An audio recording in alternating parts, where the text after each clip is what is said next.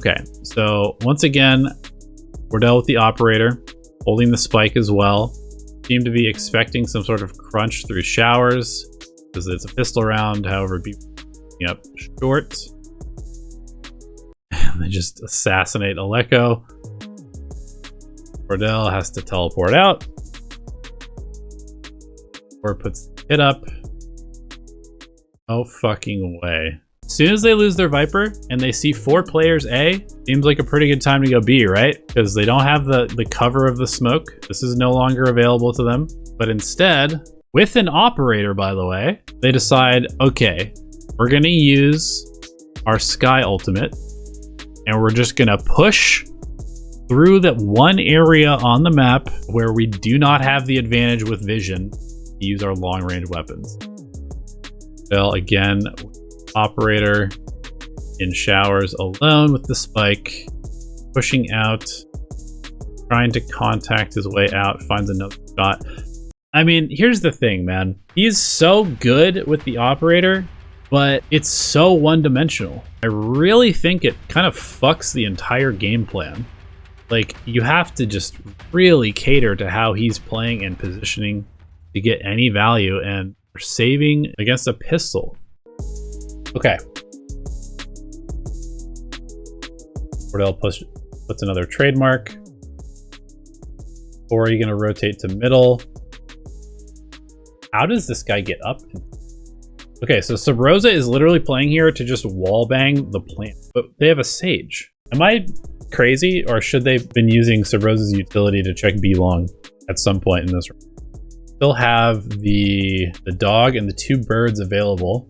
I feel like at some point you got to use utility, go through the wall and see if they're there, right? Pancakes just walks. What the fuck is happening? I mean, I know I'm not as good at this game as they are, but they're just not using utility. Lots of utility stacked up outside of A site. Quick rotation by Subrosa over.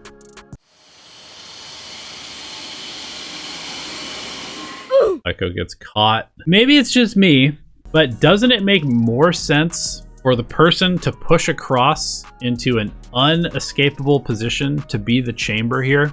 Why is the Viper the one that is putting himself in a spot where he dies? Even if he kills people, he dies. Why does the Viper have to be the one in this?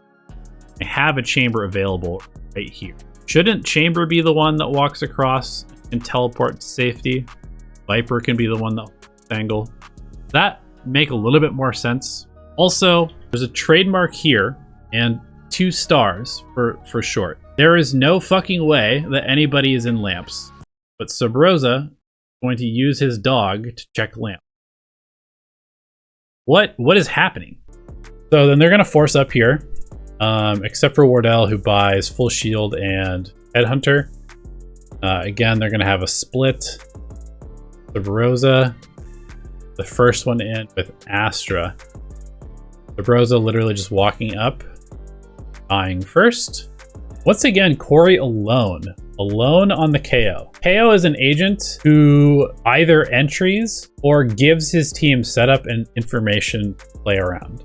Why is Astra not the one playing solo? Why is Killjoy not the one lurking on it? What value does Killjoy have over here other than just being another rifle? Killjoy's utility is literally over here useless. There's literally a piece of useless Killjoy utility sitting here doing nothing, right? This is not active anymore. Then they basically just push up after losing control of this area. They've been pushed into this little box, but it looks like they feel like they need to fight their way back into this area of the map because they want to link up with Corey and try and take this underpass route. They already know they've lost this early map control, so they flash through. Subrosa walks through the smoke, but they just eventually get picked off. I kind of feel like the composition that TSM is running is kind of troll. Why do they have a Killjoy and a chamber? I don't think that you need both of these agents. I know that the chamber is sort of like the duelist, it's the jet, but I don't really think that this composition makes a lot of sense. I feel like his teleport spots are fucking bad. Why is this port here? Why not put the port like here so you can at least go heaven, showers. Now he's in a very bad spot. Like what happens if they push him? He can't teleport. He'll teleport like into them. You could have this same setup that he has right now by putting this teleport right here in between these two. You can still peek, but then you could have your second anchor back here or in heaven. He's stuck in this little cubicle. He's just in a cubicle staring at green, and he can't move because he doesn't have a teleport available. And he's not recalling his teleport that is doing nothing. His teleport is sitting here unused and completely fucking useless. He could recall that at any point in the last 45 seconds and redeploy it somewhere else. But instead, he's just gonna sit there with a useless teleport until eventually 2 people just walk through and kill him. What is my final diagnosis for TSM? They are very, very skilled individually. They can hit their shots, but that is about the only thing that they're doing well right now. Ordell's switch to Chamber makes a lot of sense because it means more operators. However, I think it's actually encouraged him to play the game worse because he does not feel as free to move around the map as he did on Jet. I think when he was playing Jet, he was a lot more dynamic in how he moved from place to place on the map. It does not feel like he is using Chamber's utility at all, other than the weapons. And even those weapons are not really being used to their fullest extent, because another great thing about Chamber is that it gives you a massive economic advantage. You can buy your teammates weapons. Instead, all of that economic advantage is going into forcing operators every single round that he could possibly buy them. When he does use the ability for Chamber to rotate, a lot of the time it's just kind of like for fast rotations. It's not really to push up aggressively and take space with Chamber. It does not feel like they are utilizing Aleko or Corey very well at all. Corey seems to kind of just like beat on his own most of the time. Whether he's playing KO or Raze, he's like lurking half the time on these very aggressive entry agents. Seems like Sabroso wants to be entering, whether he's playing Sky or Astra, which doesn't really make sense when you have Corey, who's a great entry fragger in his own right. Aleko seems kind of out of position a lot, whether he's playing Breach or the Viper.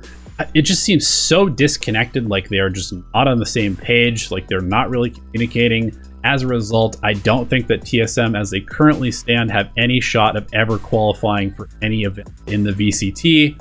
The teams that they're losing to are just simply better strategically. No matter how good you are at clicking heads in this game, if you have no strategic depth as a professional team, you will not succeed.